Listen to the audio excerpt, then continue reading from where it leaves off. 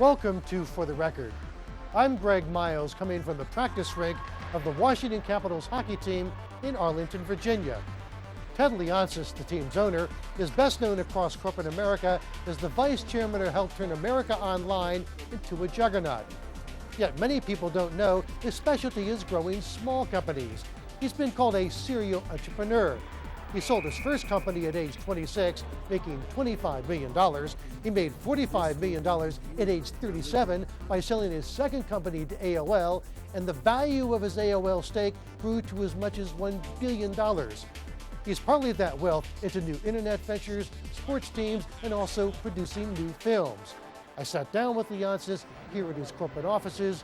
I began by asking him about making his first millions. I was at the age where I bought my first computer. It was an Apple II, and I happened to be at a supermarket, and I saw a TV guide and said the #1 best-selling magazine in America, and I had never seen a TV guide. And I remember reading it and throwing it out, and later that night going in front of my Apple II, and I had some programs on the side, and I had that aha that our industry would need a TV guide-like product. So my first company was called LIST, the Leonsis Index to Software Technology, and I really foresaw early on that computers and televisions would start to look the same. And that was 1981, and that first company was pretty successful. It became profitable very quickly, and we were able to sell it. And I got the taste of what it was to have a successful startup on my resume. You're the chairman of a new venture, and it's got some star-studded list of partners and backers. You've got Larry Summers, the former Secretary of the Treasury, the former president of Harvard. You've got Steve Case, the former founder of AOL and also the former chairman of AOL Time Warner. You got that guy Ted Leonsis, he's pretty well known. You're backed financially by Citibank, Morgan Stanley, Deutsche Bank. Describe Revolution Money and why people want to get involved in it. Sure, it's pretty simple. The interchange business where credit card companies charge merchants around the world a tax for using their card has become a $60 billion a year business, and it's really run by a small group of companies, almost monopolists in MasterCard and Visa and American Express and Discover. And there's really been nothing new attacking that business in a long, long time. So what Revolution Money is, it's the first commingling of a online product like PayPal, where you'll be able to share money online with your friends and family. And then it has a credit card, and the credit card is a next generation card. It doesn't have your name on it, it doesn't have the numbers attached to it, doesn't have your signature in the back. It's a PIN-based card, and when a merchant uses it, we charge them 0.5 percentage point flat fee for processing, where an American Express or a MasterCard, it could be anywhere from 2.5% to 4.5%. So we can save the merchants a lot of money. And for that savings, we ask them to market our cards. Okay, now how about this? Okay, let's say now 60 billion market.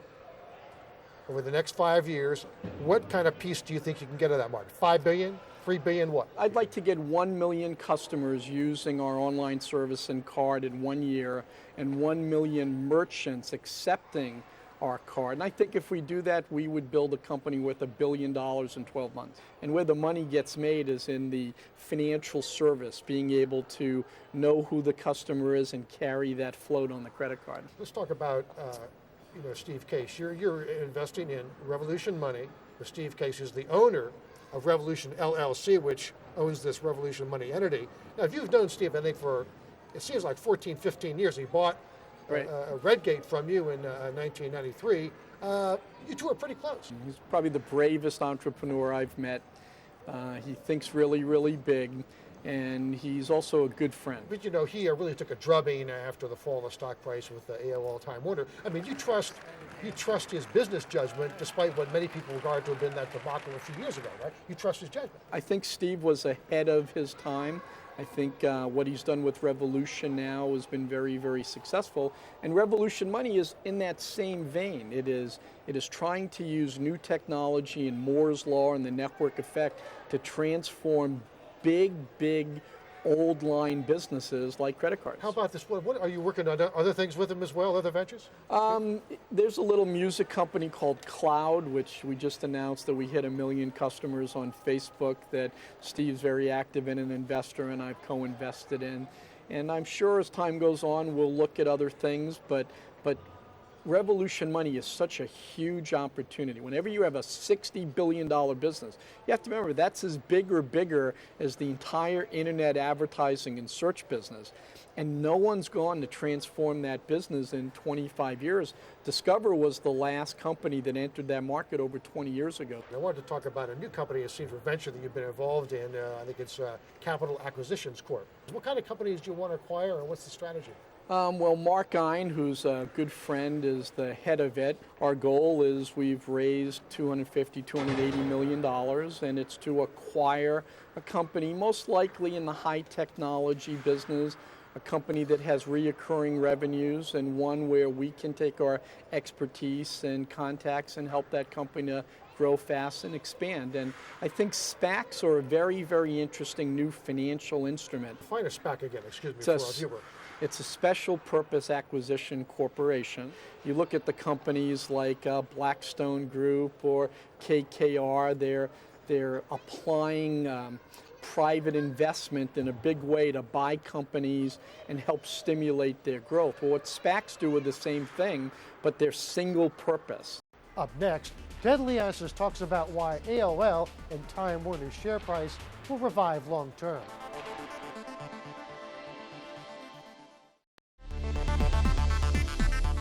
Welcome back. Ted Leonsis struggled to revive AOL as the company's vice chairman. He talks about why he thinks AOL's new strategy will work. Well, AOL's one of the 4 big players, Google and Yahoo and AOL and Microsoft, and they're the big revenue generators. They're the place, if you're an advertiser, you need to go to them to reach this big footprint. And so I think AOL is very well positioned as a big company.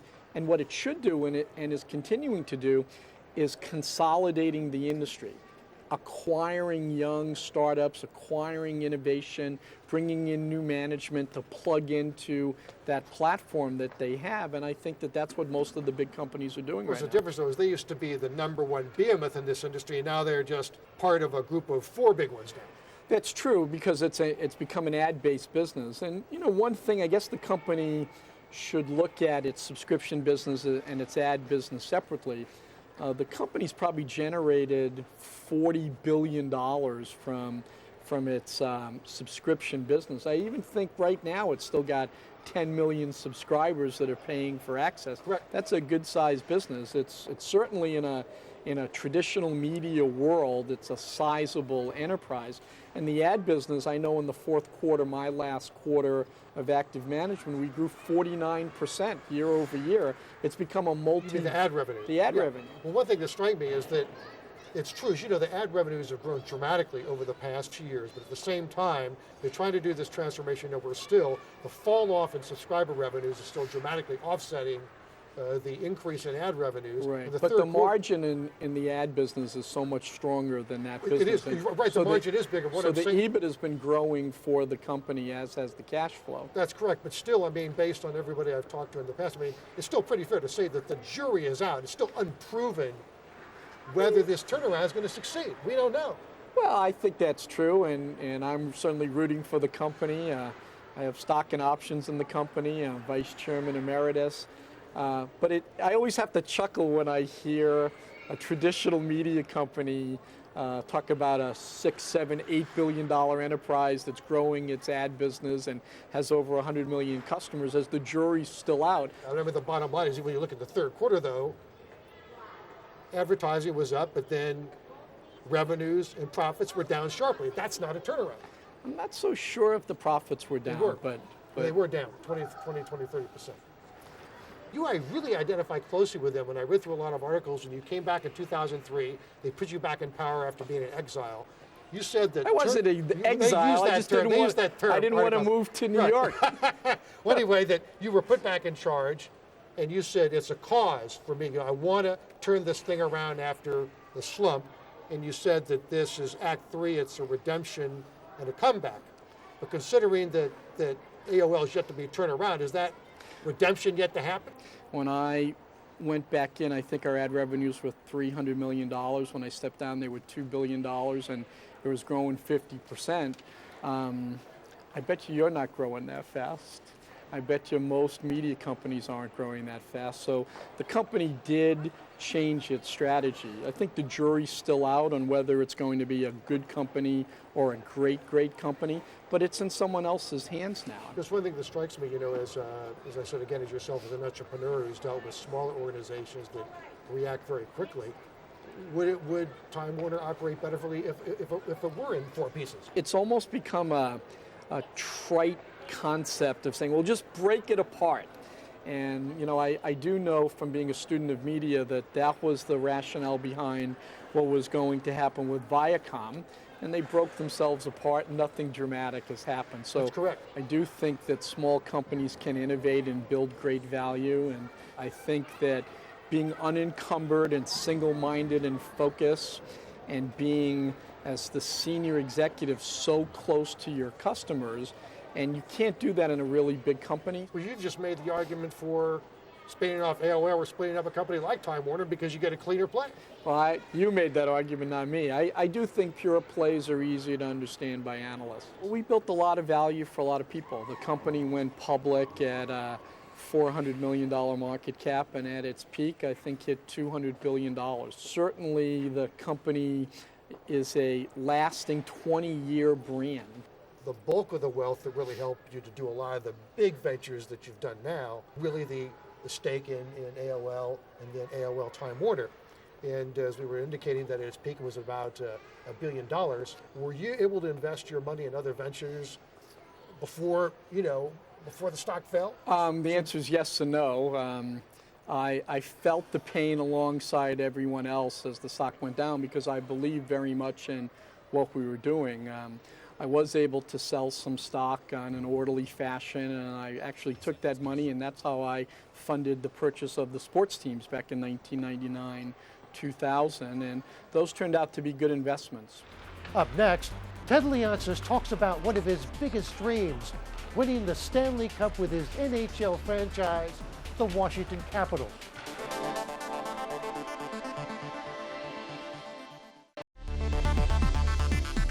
Welcome back.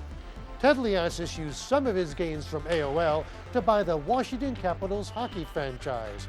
One challenge, can he score a profit?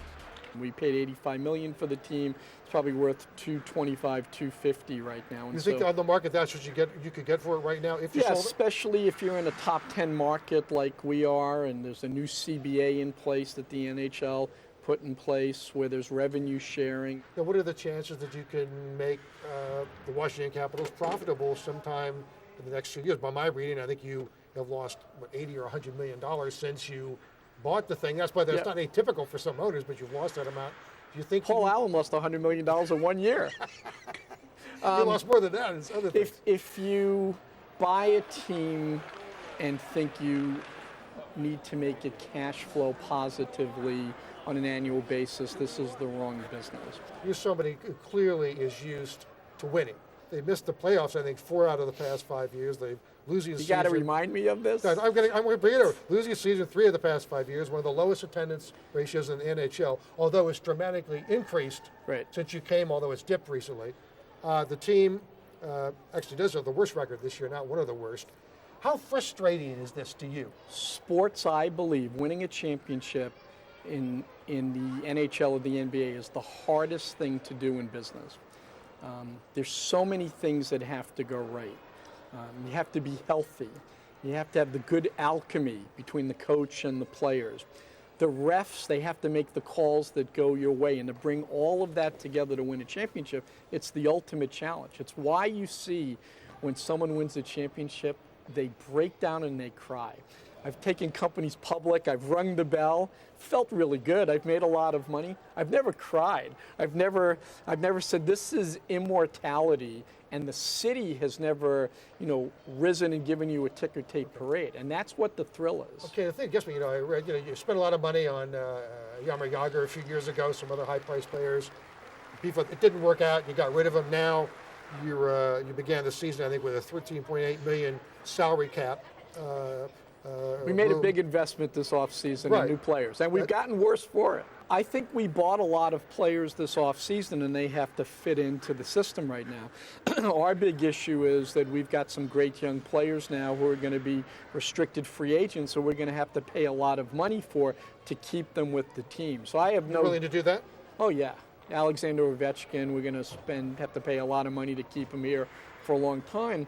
But he's a core player and someone who's grown up in the system, and you need to have the flexibility in your cap to be able to keep the players that you want to keep. Let's talk about the intersection of sports and the internet. How is the NHL and how can the NHL use the internet better to grow audiences in the U.S. and abroad? For the NHL, we have the most wired audience. We have the youngest, most educated, most broadband-enabled audience. And we're always going to be the number 4 and number 5 sport on television. And what I've been advocating to the league and to the other owners is, why do we want to be number 4 and number 5 on television? Let's lead in this new medium, which frankly makes our game global. We have the most international players.